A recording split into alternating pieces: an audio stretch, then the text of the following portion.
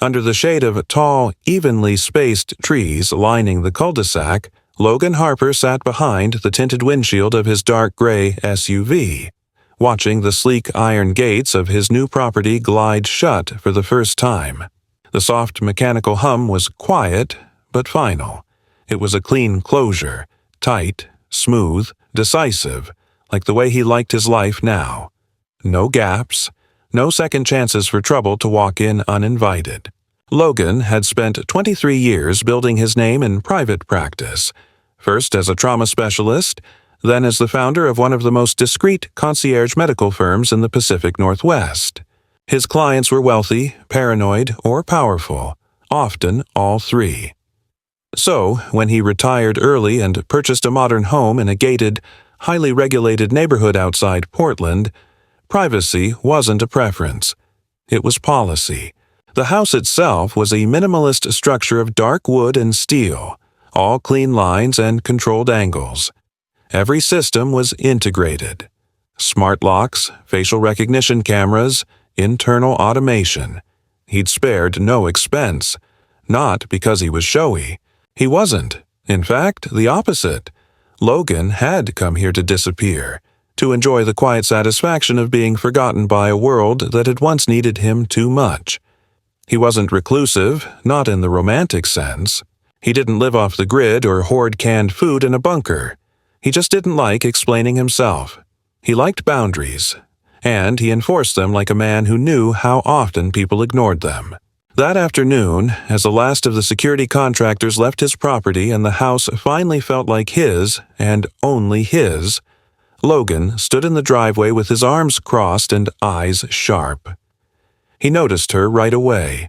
The woman approaching on foot from the sidewalk wore that forced smile expression that all HOA lifers seem to cultivate. Tight lips, raised eyebrows, the smile of a person who'd already judged you and now just needed to perform the niceties. Her heels clicked unnecessarily loud on the smooth concrete, her floral print dress a little too cheerful for the fall chill in the air. She moved with purpose. Not aggression, but entitlement. The kind that made Logan's shoulders instinctively square off. "Good afternoon," she called, waving before she was within what he considered greeting distance. He nodded once. Neutral, reserved. "I'm Karen Brooks," she announced as if the name should resonate. "I'm on the neighborhood committee." Not the board, he noticed, not even an officer. A title made up to create the illusion of authority. "We just wanted to say welcome, officially, and to remind you that we have a few shared expectations here when it comes to access and visibility. You're the property at the end, right?" "Yes," he said, his voice flat but polite. "Thanks." She didn't seem deterred by his lack of enthusiasm. "I noticed your gates," she continued, motioning vaguely over her shoulder. "Very robust. Are they set to auto-lock from both sides?"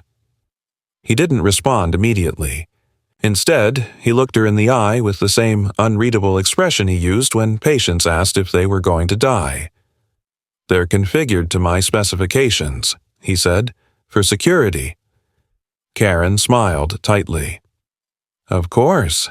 We all care about safety. It's just that we have certain standards about visual cohesion and emergency access.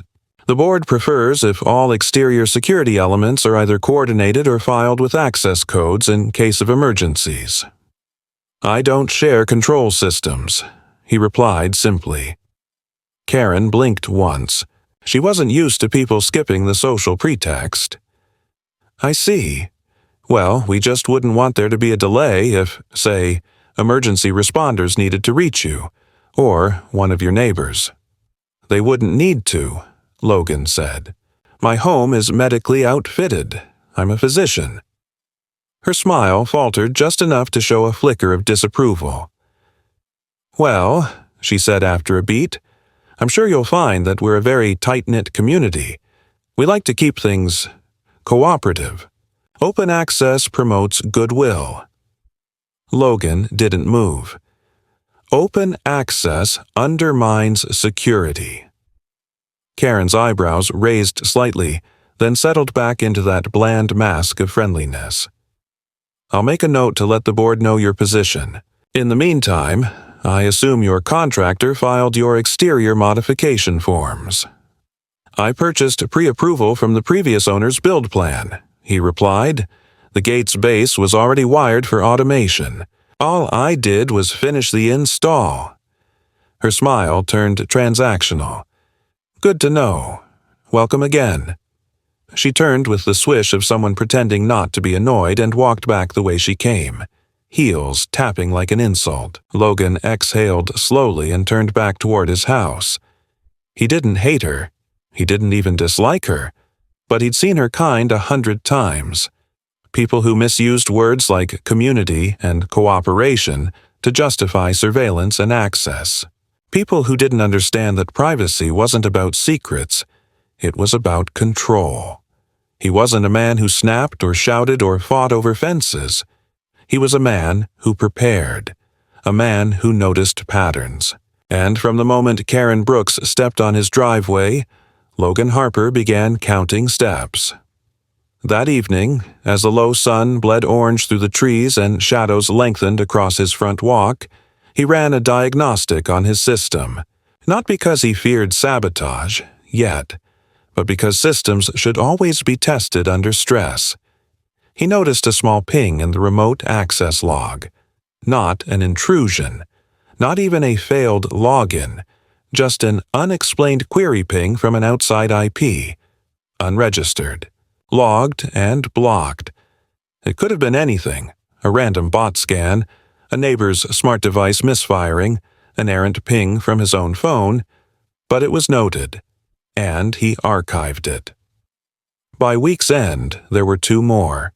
Each time, harmless on the surface. Non-invasive, but each time from a similar range, each time occurring late at night, between 1 and 2 a.m., when most people slept. Not malicious, but consistent.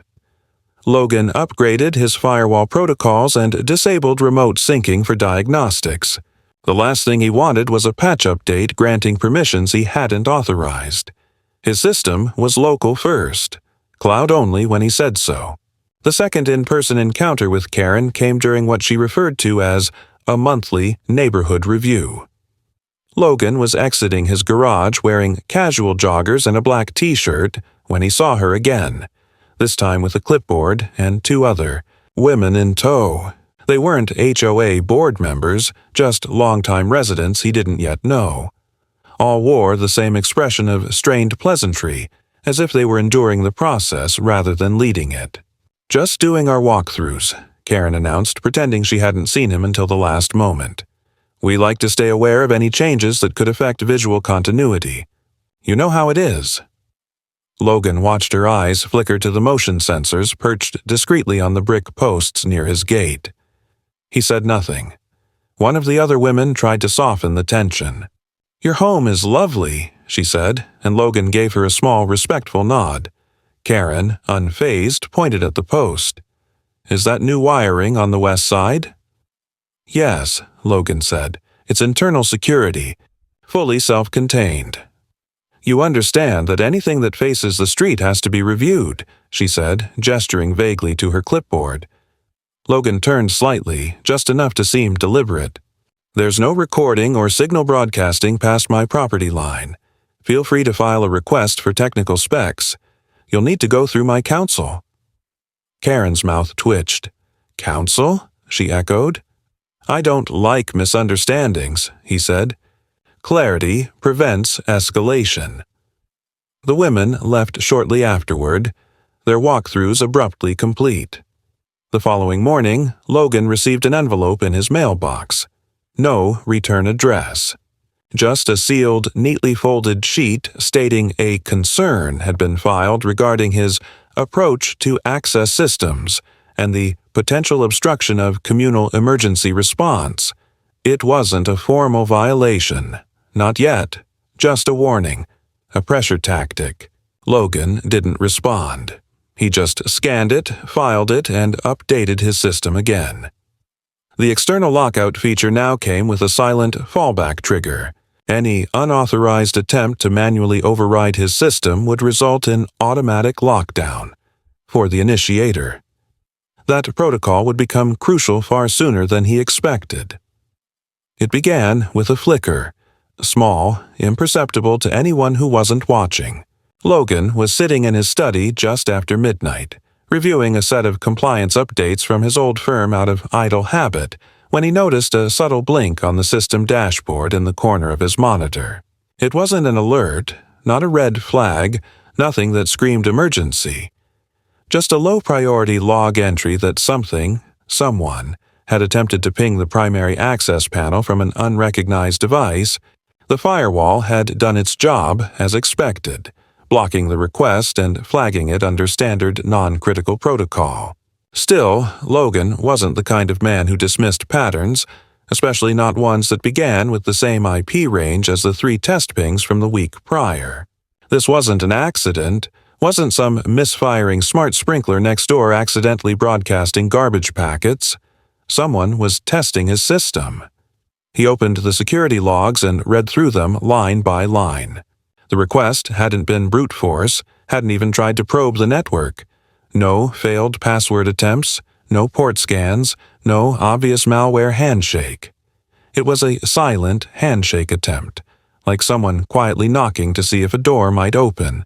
That level of subtlety told Logan 2 things. First, that this wasn't the work of a casual script kiddie. And second, whoever it was wasn't trying to break in recklessly. They were measuring, probing, maybe even watching how long it would take him to notice. That was what disturbed him more than the attempt itself, the intentional restraint. You didn't probe silently unless you planned to return. By morning, Logan had already taken action. He didn't report it to local authorities. That would have been a waste of time. No one in law enforcement would even know what to do with a series of IP logs and phantom handshake records. Instead, he contacted the installation company that had custom-built his gate and perimeter infrastructure. They were based in Colorado, a boutique firm specializing in non-cloud, local-first systems for high-value clients. After a quick secure call and verification process, Logan was connected to one of their senior engineers. He calmly explained what he'd seen and requested that a digital tripwire be installed, a silent logger embedded in the firmware of his main access panel that would track all incoming signal attempts, record MAC addresses, and trace physical location. Data from the originating signal using triangulated strength when possible. No alarms, no auto-responses, just information gathering. The engineer complied without question, and within hours Logan's system had a new layer, one invisible to anyone except the company's own diagnostics dashboard and Logan's terminal. It was a trap, one that would sit quietly until the next curious intruder wandered in. Logan resumed his week as normal. Morning workouts, late afternoon phone calls with his financial planner, a couple quiet dinners out of town to avoid local gossip, but every night before he shut down his computer, he checked the logs. 3 days passed. Nothing. On the 4th, just after 2 a.m., the logger caught it. The signal was faint but unmistakable, an active probe with packet injection, likely a customized tool scanning the firmware version of the gate's operating system. Not aggressive, but definitely not a neighbor's misbehaving smart device. The signal had originated less than 15 feet from the main panel, right at the gate, and it lasted 12 seconds before disappearing. The device broadcasting it was mobile, transmitting from a localized access point before dropping completely offline. Logan stared at the timestamp and then opened his driveway camera feed from the archived footage. Nothing. The infrared caught only static darkness, a slight flicker, maybe a branch moving in the breeze. The angle didn't cover the panel directly, by design to prevent facial profiling, but it gave him just enough to know there'd been movement. A blur, perhaps a person, obscured in the shadows. Whoever it was, they had known the camera's blind spot. The next night, Logan left the trap open again. And again, just after 2, it happened. This time, longer. 24 seconds. Stronger signal. Possibly from inside a vehicle. Logan didn't activate the alarm. He just watched. His study was dark, save for the soft glow of his monitors, the silent ticking of his wall clock the only sound. The logs updated in real time, noting the signal's strength rising, then fading. He narrowed his eyes and noted something new. The signal wasn't just pinging the firmware, it had tried to query a cached access log, as if the device was attempting to sync with a familiar system. Logan sat back and whispered to himself, "You're not trying to get in. You're trying to own it." 2 hours later, he made a phone call to the head of security operations at the community's internal patrol service. Unlike law enforcement, they were obligated to respond, and, more importantly, to listen.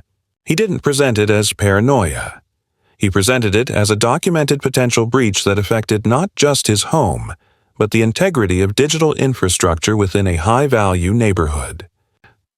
He mentioned that he had a licensed security system logging unauthorized attempts and that these probes, while not yet successful, originated from inside the neighborhood's private network radius. The officer, an ex-military type named Ruiz, said he'd send someone by to check the area and would keep an eye on things. Logan thanked him, disconnected, and knew that the message would find its way through internal channels. This wasn't the first neighborhood he'd lived in where whispers moved faster than email. By the following week, the tension had risen like a slow tide. Karen Brooks had been silent. No more friendly strolls, no check-ins about continuity or emergency protocols. But Logan noticed small signs of increased scrutiny. A black SUV he'd never seen before parked too long near the cul-de-sac entrance. A municipal-looking clipboard spotted in the hands of someone who clearly wasn't taking notes for landscaping. And, more telling than anything, an envelope tucked into his mailbox bearing no return address, sealed with a simple red sticker. Inside was a folded note typed in courier font. It read, "Redundancy is weakness. Cooperate." Logan stared at it for a long time before folding it again, resealing the envelope and locking it in his fireproof drawer.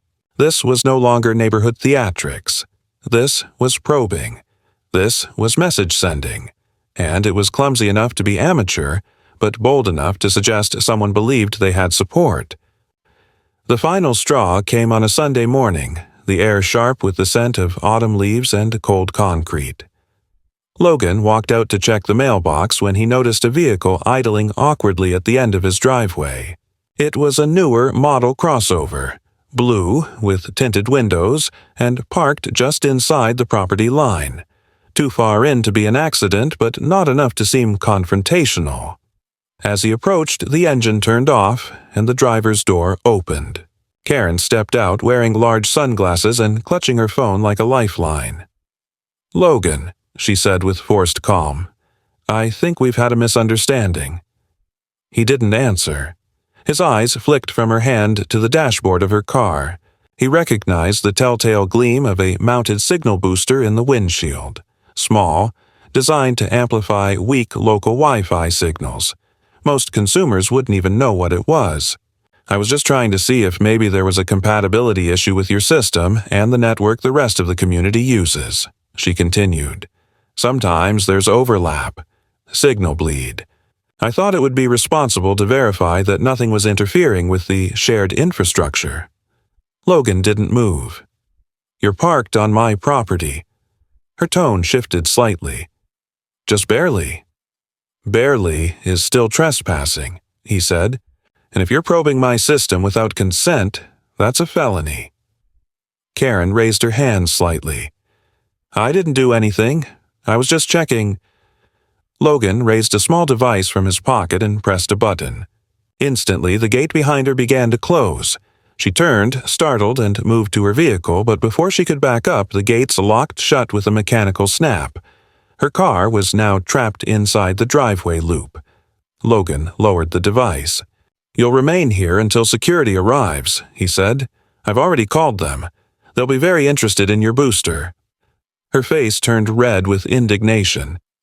"You can't hold me here. That's illegal. You're going to regret this." But Logan didn't respond.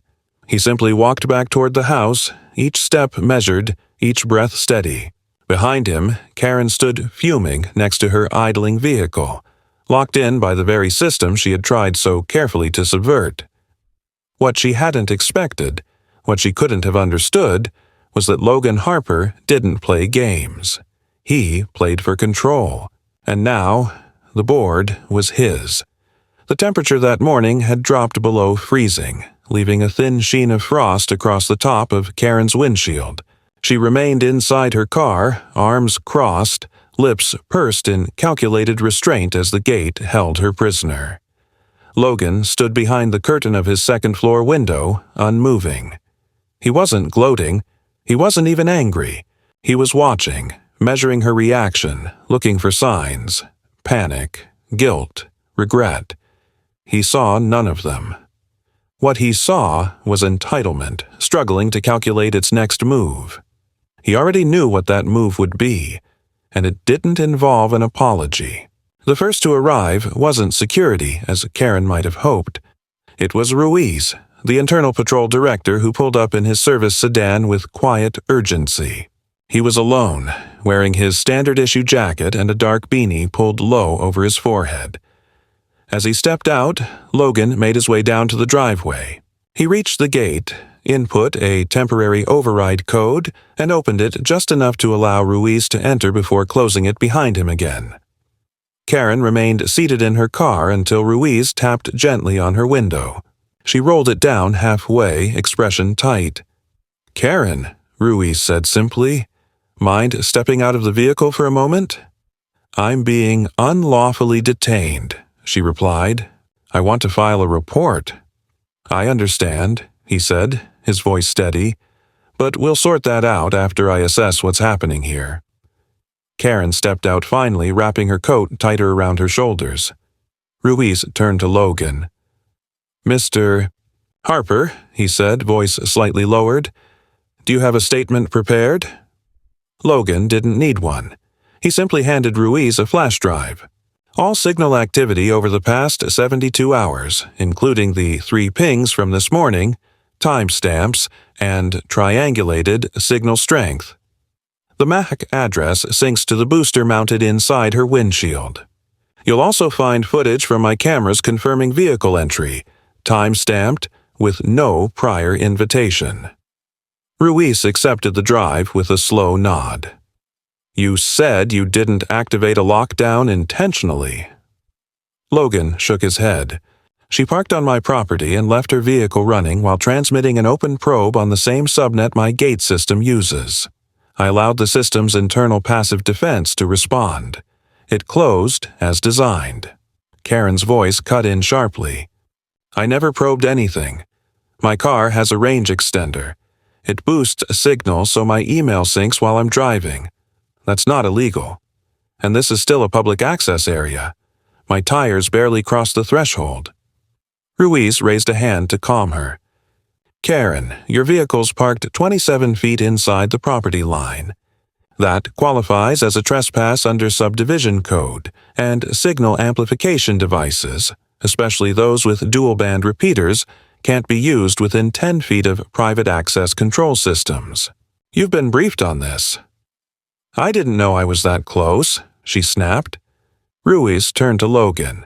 "Do you want to press any charges?" Logan shook his head. "Not at this time." Karen scoffed. "You're making this look like a federal case. You could have just asked me to back out." Ruiz gave her a look that quieted her. "I'll escort her out," Ruiz said to Logan.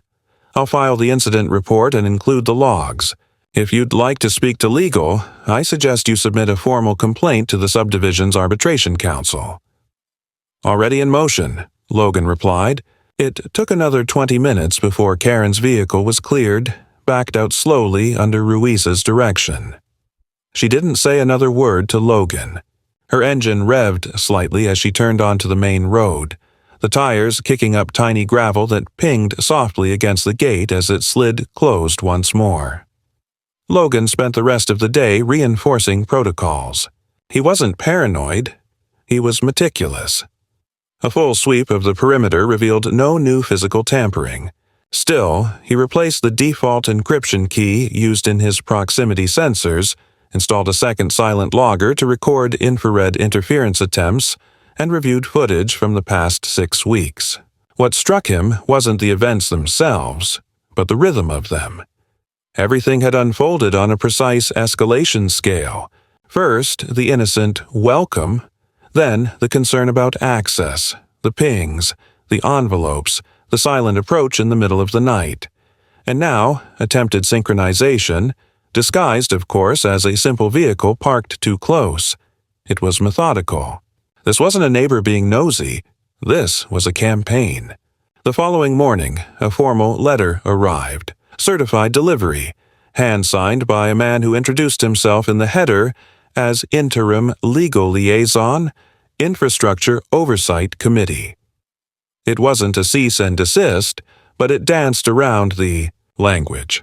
The letter cited concern about interoperability conflicts between private hardware installations and shared communication frameworks.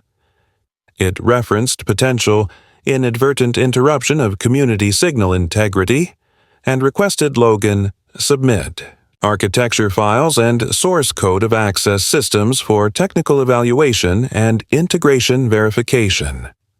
There was no legal basis cited, no municipal order, nothing enforceable. It was a threat dressed in protocol. Logan responded through his legal counsel, a woman named Rhonda Baines, who specialized in property rights and digital asset protection. She crafted a tight 2-paragraph reply, rejecting the request on grounds of privacy and stating that no shared signal mesh extended to or through Logan's property. She included legal citations and a preemptive declaration of intent to pursue damages should any unauthorized access be attempted again. The reply went out the same afternoon. 3 days later, Logan's gardener, a quiet man named Raphael who had been with the house through its transition, mentioned casually that someone had been asking questions about the tech on the property. When Logan asked who, Raphael hesitated. "Woman," he said in broken English. "Same one, blonde, sunglasses. Said she was from building services. Asked if I ever saw you open the gate manually." "She say who she was with?" Logan asked. "No," Raphael said. "Just kept smiling." Logan tipped him extra that day and added a new rule to his internal system. Any device not authorized in the local whitelist would trigger a silent ping to his private cell phone every time it crossed the outer motion perimeter. The system was never designed to run at this level of paranoia, but Logan had already stopped caring about community optics. This wasn't about image anymore. This was about territory. What he didn't expect was what came next. Not a letter, not a new probe, but a complaint filed through the subdivision's insurance partner, citing that visual obstruction caused by Logan's gate system had contributed to a vehicular traffic anomaly, resulting in driver stress and near collision. The documentation was absurd, citing no specific time, no vehicle ID, no medical report, just a vague filing which, if left uncontested, could require the installation of a compliance beacon, effectively a public sensor node with shared access. He forwarded it to Rhonda, who responded with laughter first, then fury. She filed a request for dismissal with prejudice and included 3 years of prior documentation from the previous owner, showing that no such incident had ever occurred. The filing was formal, direct, and carried a tone even Karen Brooks would recognize as lethal. Later that night, Logan received a text, not from a contact, just an anonymous number. It read, "Drop the gate, Logan. This is bigger than you." That was when Logan realized something important. This wasn't about Karen anymore. She might have started it, or maybe she was the tip of the spear, but the hand holding it was bigger, quieter, and far more invested in owning the infrastructure of control than in neighborhood friendliness. He poured himself a drink and sat on the back patio, the cold air cutting across his face as he listened to the wind whisper through the hedges. His home was quiet, fortified, ready, but for the first time, he acknowledged the truth. This wasn't just a battle over property lines. This was a war for control, and it had just become personal. Logan had always considered himself a man of boundaries. Literal, digital, psychological. They weren't walls of fear, but structures of logic. He built his life on rules and layers, systems that could withstand the chaos of human impulse. But over the past few weeks, as the situation with Karen spiraled from irritation to targeted sabotage, he began to sense that someone was testing the limits of those boundaries not out of curiosity or even pettiness, but as a tactical maneuver. The message was no longer subtle, and it wasn't just about pressure. It was about submission. And if there was one thing Logan Harper had never done in his adult life, it was surrender to manipulation. The meeting was held on a Thursday evening in a low-glass building near the north entrance to the neighborhood, a repurposed community center that now served as a multifunctional venue for association matters. Logan wasn't invited formally, of course. No one ever officially invited people they wanted to discuss behind closed doors. But his legal counsel had intercepted a scheduling memo that made its way to her inbox through a third-party notification service. Rhonda didn't even flinch when she told him to attend. "You're not going there to fight," she said. "You're going to see who blinks first." So he went.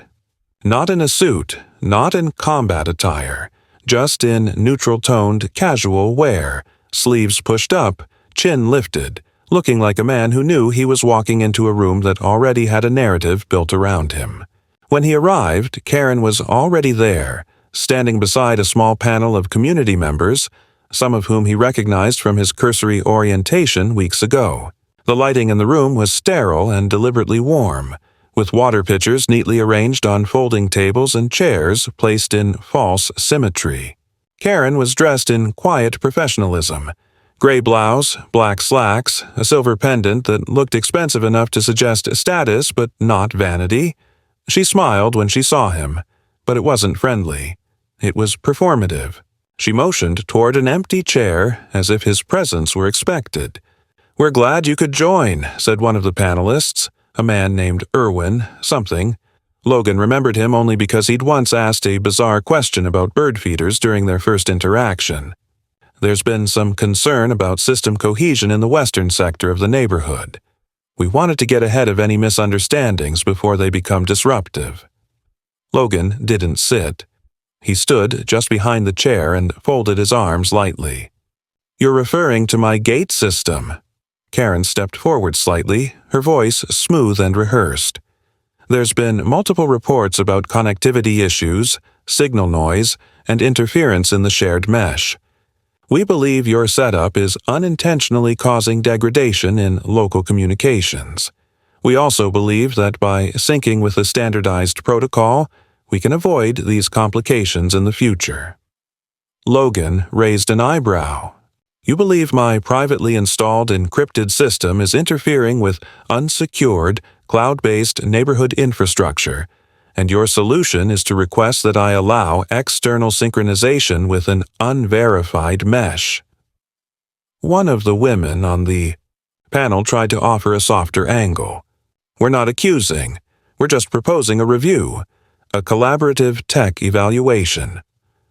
You filed a formal complaint through the insurance partner and followed up with an unlicensed inquiry into the firmware on my hardware. That's not collaboration," Logan said. "That's intrusion disguised as process." Karen's voice remained pleasant. "We're all stakeholders here, Logan. If your system becomes a liability, legal or technical, the responsibility doesn't stop at your property line." At that moment, Logan pulled out a small hardbound folder and placed it on the table. Inside were certified records, legal filings, and 2 independent assessments conducted by digital infrastructure specialists, one of whom had worked for a Department of Defense contractor. The assessments confirmed 0 outbound signal bleed, 0 interference with public signal bands, and, most damning of all, logged instances of unauthorized signal querying from mobile devices originating near Karen's address. He didn't slide the folder across the table. He didn't hand it to anyone. He just opened it. The second assessment cross-references packet signatures with a registered MAC address tied to a mobile repeater found on Karen's vehicle during the incident on my property. We didn't file criminal charges. We filed notice. This file contains my complete documentation. If you're asking me to join a collaborative network, I'm going to need to know who's really managing it. There was a pause, long and awkward. One of the men on the panel cleared his throat. "This isn't a courtroom, Logan. We're just trying to find a common path." "You don't need a courtroom," Logan replied. "You need transparency. And someone needs to explain how a neighborhood committee acquired legal representation with a background in telecom asset consolidation." Karen stepped forward. "You're being paranoid. We're just trying to ensure compatibility." "Compatibility," Logan said slowly, "is not the same as access." The room held its breath. The panelists exchanged glances. Karen opened her mouth to respond, but Logan held up a hand. "I'm not interested in community politics. I bought this property with the understanding that it respected private infrastructure. I've played fair. You filed noise under bureaucracy. I've responded through legal channels.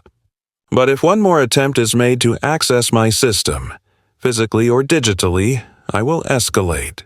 I will file a federal complaint regarding unauthorized digital intrusion, and I will publicly request a review of every piece of infrastructure contract this committee has signed in the last 5 years. Karen's smile twitched, just enough for Logan to know she hadn't expected him to be this prepared. But it was the reaction of the others that really mattered. One of the women leaned toward Karen and whispered something that Logan couldn't hear, but Karen's body language shifted ever so slightly. A small pivot, a subtle pullback. "We'll take your documentation under review," Irwin said finally. "There's no reason this can't be resolved calmly." Logan nodded, turned, and walked out without another word. Back home, he didn't pour himself a drink. He didn't relax. He sat in his study and opened the logs again. The room was quiet, except for the gentle hum of the server in the closet behind him. It was all there: signals, timestamps, device IDs. But what gnawed at him wasn't the past activity. It was the silence since. No new pings, no ghost packets, no physical presence near the gate in almost a week. They were retreating. Or regrouping. And that, more than any probe, made Logan reach under his desk and remove a slim metal box, the emergency key override to every system on his property. He held it in his hand and stared at it, wondering if the next move would come through code or concrete. Because silence, in his experience, was never peace. It was preparation. The next breach didn't come through a signal. It came through paperwork. A notice arrived 2 days after the meeting, hand-delivered by courier, double-enveloped with a printed seal that suggested authority but not law. The letter was cold and clinical, drafted in formal language, asserting that due to unresolved technical discrepancies between private systems and shared infrastructure, a temporary compliance order had been issued requiring Logan to grant access to a third-party contractor for a diagnostic evaluation of all perimeter technology. No warrant, no official municipal authority. Just bold formatting, the kind that expected compliance through intimidation rather than legitimacy. At the bottom of the document, in small print, was the name of the contractor, Veldran Networks. Logan didn't need to Google the name. He'd seen it before, years ago, in the fine print of a national cybersecurity audit after one of his corporate clients suffered a data breach. Veldran wasn't a residential company. They were acquisition specialists, a technical firm hired by investment groups to evaluate digital infrastructure during real estate consolidations. Their job wasn't diagnostics. Their job was integration, mapping systems, identifying weak points, and aligning properties for network centralization. They didn't work alone. They always arrived with NDAs, aggressive licensing contracts, and an uncanny ability to turn loosely enforced technical standards into contractual obligations. The day after the notice, Logan saw the first van. White, unmarked, parked across the street, idling for half an hour. No one knocked, no one approached the gate, but he knew they were watching. His cameras caught a man stepping out briefly, holding what looked like a field scanner, one of those large-bodied devices used to trace signal bleed and frequency overlap. The man circled twice, keeping a careful distance from the property line, before returning to the vehicle and driving off. Logan logged the time and captured the footage. He didn't respond. He didn't send a warning. He did what he always did. Prepared. He contacted Rhonda and gave her the update. Within 48 hours, she'd drafted a cease and desist letter referencing state and federal codes, citing the absence of a legal order and threatening litigation if any contractor attempted unauthorized evaluation on or near his property without a court-issued mandate. She also reached out to a contact in data privacy law who specialized in geofencing violations and local ordinances around signal collection. The letter was sent not only to the legal liaison for the committee, but also directly to Veldran Network's legal department. Logan knew that wouldn't be enough to scare them, but it would slow them. And time at this point was leverage. On the fifth day, the spike hit. At 3:47 a.m., Logan's silent alarm tripped. Not on the main gate, not even on the driveway perimeter. It was a breach in the rear zone, a signal anomaly along the north fence where the motion detectors rarely flagged activity. He woke instantly, moving with practiced calm, grabbing the small tablet that controlled his camera feed and overlay diagnostics. The alert was real. A low-bandwidth signal had pulsed across the rear lot, brief, 10 seconds at most, originating from outside the property line. He activated the infrared cameras and reviewed the playback. There it was, a figure kneeling near the back fence, barely visible in the fog. Dressed in dark clothing, wearing gloves, the person held what appeared to be a small, rectangular device close to the ground. The signal spike matched the time frame. Then the figure rose, walked along the fence for a few feet, and disappeared into the woods. Logan didn't follow. He didn't call the patrol. Instead, he activated the secondary array, a low-profile thermal camera buried in the gravel path along the rear perimeter, rarely used, installed during the initial overhaul of the house. It showed faint heat signatures, 2 of them moving independently, not just an observer. A team, coordinated. By morning, Rhonda had dispatched an emergency notice to local enforcement, not through standard complaint channels but through a digital crime reporting protocol tied to infrastructure violations. Within hours, a detective with a background in cybercrime had called Logan, asking for a meeting. The man, named Cassidy, arrived in plain clothes and spoke with clipped efficiency. He didn't ask condescending questions. He didn't pretend the situation was trivial. He reviewed the footage, the logs, the letters. When he saw the name Veldran, he paused. "They've shown up in a few open investigations," Cassidy said. "We've had complaints, but no hard proof. They operate in that gray zone, just inside what's legal." "They're here under a community compliance order," Logan said, "which last I checked holds no legal authority." Cassidy nodded. "That's true, but it does let them push boundaries until someone pushes back." Later that night, Logan received an email from an encrypted relay. No address, no signature, just a file attached. Contract Appendix K.PDF. Inside was a 37-page licensing agreement between Veldran Networks and a private holding group called Paragon Equity Partners. The file included references to infrastructure alignment, acquisition strategies, and a section titled Non-Compliant Node Strategy. Logan scanned the language. The implication was clear. The holding group was buying into neighborhoods through layered shell agreements with homeowners' committees, then restructuring infrastructure to align systems under their control. Any property-resisting integration was flagged for secondary action, pressure, technical obsolescence, or devaluation through administrative escalation. Karen hadn't been acting on her own. She was a pawn, maybe a willing one, but a pawn nonetheless. The revelation forced a shift in strategy. Logan wasn't dealing with petty sabotage. He was standing in the way of a long-term acquisition strategy designed to consolidate property under a single digital infrastructure network. His refusal to integrate wasn't just an inconvenience, it was a threat to the rollout model. His privacy had become a liability to someone else's future profits. This wasn't about community standards or safety. It was corporate warfare disguised as neighborly concern. By the weekend, Logan noticed new behavior. Neighbors who had once waved stopped making eye contact. One couple avoided him altogether, steering their stroller onto the opposite sidewalk. Raphael, his gardener, reported that two unfamiliar men had walked by the house mid-afternoon and taken pictures. Not of the house, but of the driveway tech. Sensors, control pads, even the make and model of the camera housing. Logan captured them on his own feed. One wore a badge from a digital utility survey firm. The name was fake.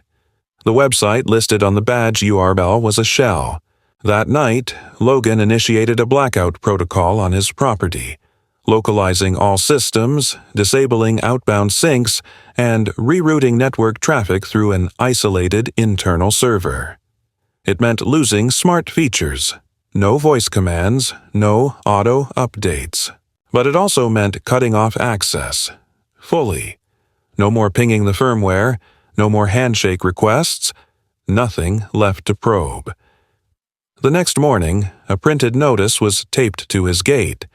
It bore no official seal, no letterhead, just a sentence in bold font. Non-compliance will trigger formal action. Final notice. Logan pulled it down, walked inside, scanned the paper for trace particles. No prints, no fibers, just inkjet on recycled pulp. He folded it once, then burned it over the sink. This wasn't a misunderstanding anymore. This was siege. It started just after midnight, 3 short power fluctuations in succession. Not enough to kill the lights or trigger panic, but enough for Logan to notice. His home was running on an isolated energy node backed by its own capacitor array and auxiliary generator, so any disruption wasn't just an anomaly, it was a deliberate signal. Within minutes, the internal logs lit up. Ping attempts not through the gate system this time, but deeper, inside the mesh of the smart grid. The same grid Logan had disabled from syncing with any cloud-based utilities the week before. Someone was trying to probe through the back door, leveraging the neighborhood's own energy management system to map vulnerable access points. Whoever they were, they knew what they were doing. The packets were masked as legitimate system checks. But Logan's modified logger caught them, flagged them, and traced their origin. A utility box 2 blocks east, on the edge of a property owned by a retired finance broker who had recently, coincidentally, joined the infrastructure subcommittee that Karen had mentioned in passing during their last encounter. Logan didn't sleep. He watched, waited, and let the scan continue just long enough to gather full trace data before activating a surge decoy, pushing false data packets back along the route with embedded code designed to crash the probing software and sever the session. It worked. The pings stopped, but the silence afterward felt loaded. He stood in the dark of his study, looking out over the empty lawn, every line of his jaw locked in focus. The war had moved from passive to active. This was the strike. By morning, his legal team had already filed an injunction request with the county court, not only to block Veldran from any further action, but to compel the association to disclose any agreements, contracts, or resolutions involving third-party infrastructure consolidation. It was a bold move, public, aggressive, and irreversible. Within hours, it drew attention. 2 local news outlets contacted Rhonda for comment, both having received anonymous tips about a high-value homeowner pushing back against digital coercion by a tech-aligned residential cartel. Rhonda, a strategist as much as a lawyer, responded with a precise, carefully worded statement. Our client is exercising his right to data sovereignty and private property protections. Any attempt to force integration with unverified infrastructure is not only unconstitutional, but actionable. The response was stronger than anticipated. Within 24 hours, 3 more homeowners, quiet, private, and seemingly disconnected, contacted Logan through encrypted emails, sharing stories of similar pressure tactics. Each described the same pattern: requests for technical compliance, strange activity around their properties, and veiled threats hidden in bureaucratic language. One had even experienced a data wipe on their home server following an unauthorized firmware update conducted while they were away. Logan compiled their statements and sent them to Cassidy, the detective who had visited days earlier. Cassidy's reply came within hours. "This is escalating fast. I'm pulling in a federal liaison. Don't let your guard down." The real hit came the next day, at precisely 2:41 p.m. While Logan was on a secure call with Rhonda, a white van backed into the cul-de-sac, parking directly across from his gate. 2 men stepped out, both in civilian clothes wearing ID badges clipped to their belts. Without knocking or announcing themselves, they approached the eastern boundary of the property and began unpacking a set of instruments. One of them held a cylindrical device resembling a high-frequency scanner. The other unfurled what looked like a signal amplifier. Logan watched all of this from his study, then walked calmly down the stairs, across the foyer, and out onto the front walk. The gate was locked, of course. The men were standing just outside the perimeter. They didn't look up until Logan spoke. "You're trespassing." One of them, the older man, looked up with practiced neutrality. "We're performing a site-level utility alignment scan. Standard procedure." "You're not authorized," Logan said.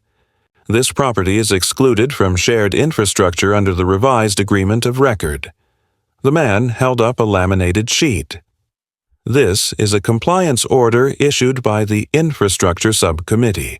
Your system is flagged for diagnostic review." "That's not a legal document," Logan said. "It's internal paper with no jurisdiction. Leave." The second man adjusted the scanner, not looking up.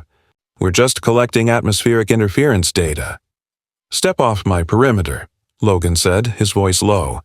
"Or I will activate full lockdown and call both law enforcement and federal cybercrime investigators.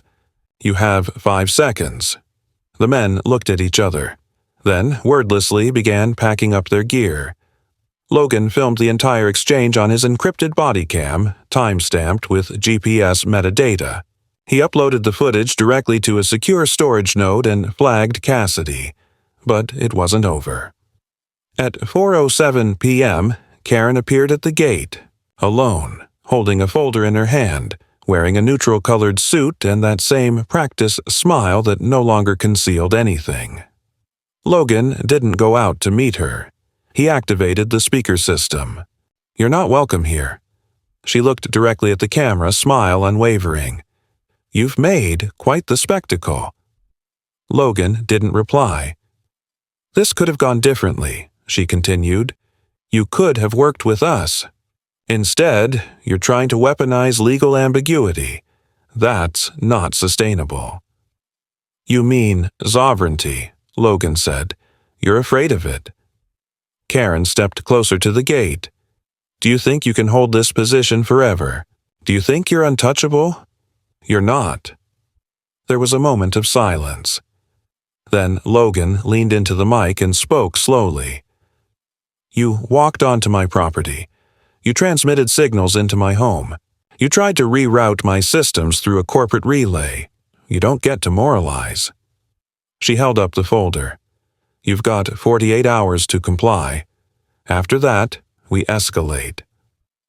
The gate remained closed. "Then escalate," Logan said, and disconnected the audio. That night, the house remained in full lockdown. No movement, no surveillance detected, no probes, just stillness. It was the silence before judgment. The following day, Logan received confirmation. The court had accepted the injunction. All actions by Veldran or any affiliated contractors were now under review. Cassidy followed up with news. Federal interest had been triggered. An internal investigation had been opened into Paragon Equity Partners and its tactics across multiple neighborhoods in 3 states. Subpoenas were pending.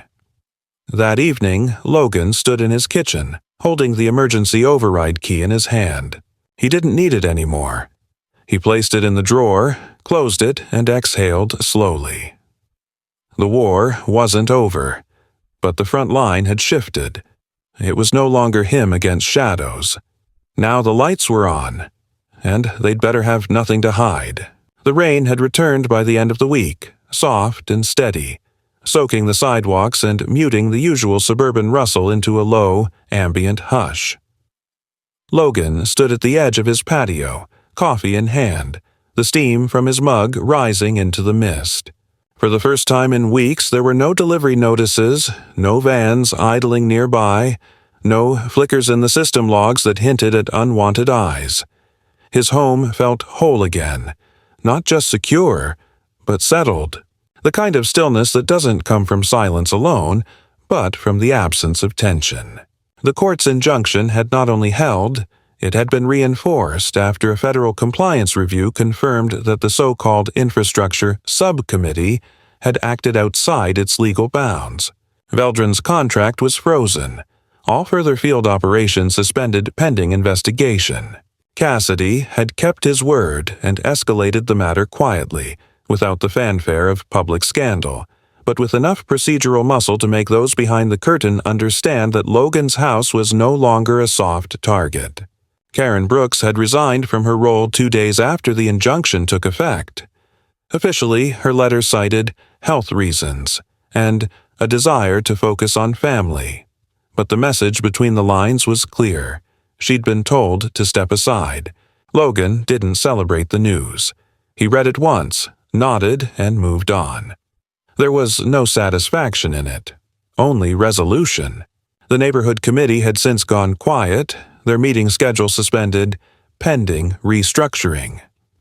Rumors floated gently through the block, whispers about internal investigations, audit findings, tension among members, but Logan paid them no mind. He had no interest in their politics. He hadn't come here to run the show. He came to protect what was his, and that was enough. Strangely, the days that followed were not filled with relief, but with an odd sort of adjustment. Logan had spent so many hours calculating, anticipating, countering moves before they materialized that now, in the aftermath, his mind found itself restlessly circling empty air. He used the time productively. He reconfigured his network architecture, simplified redundant protocols, removed the deep trap layers and replaced them with cleaner lines of monitoring. He didn't need a battlefield anymore.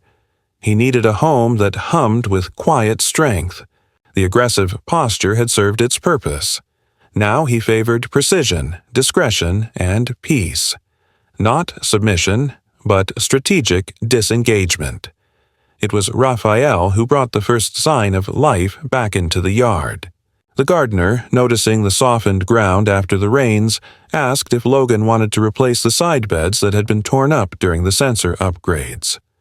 Logan gave a small nod. "Something green," he said. "Something that holds its shape." Within days, new shrubs were placed along the edge of the driveway, hardy evergreens with dense branches and clean lines. Functional, aesthetic, secure. They formed a quiet curtain, not hiding the home, but framing it in clarity. A week later, Logan received an envelope. This one unmarked but familiar in tone. Inside was a single page, unsigned, no header. Just a message. "We underestimated you. You're not the first to resist, but you were the first to hold." Logan folded the letter slowly and fed it into the shredder without comment. It didn't matter who had sent it. The message wasn't a threat.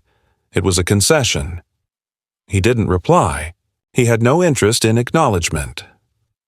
In the weeks that followed, a subtle transformation took place around the neighborhood. 3 other homes began installing independent systems. One couple added a perimeter gate for the first time.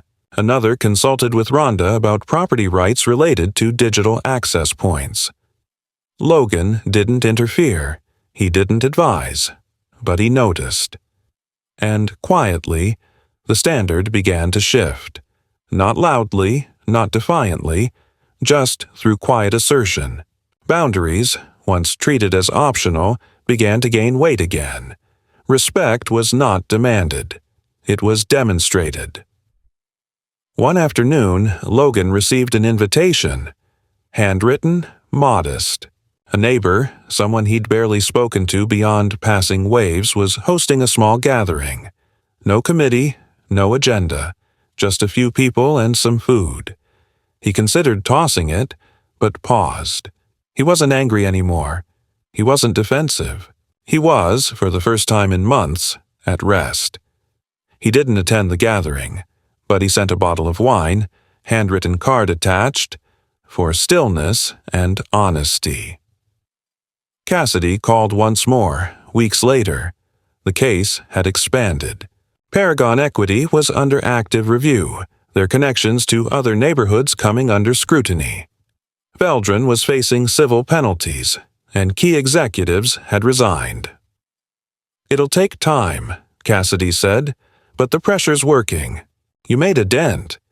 Logan thanked him, then ended the call and turned off the phone for the day. He walked outside where the rain had finally stopped and the air smelled clean. The sky was still overcast, but the light had shifted, just enough to cast a faint glow across the lawn. He stood there, alone but not isolated, whole but not impenetrable, and for the first time in a long time, he allowed himself a small exhale of relief. There were no headlines, no parades, just a man, a house, and a line that held. Not out of force, not out of fear, but because someone decided it was worth protecting.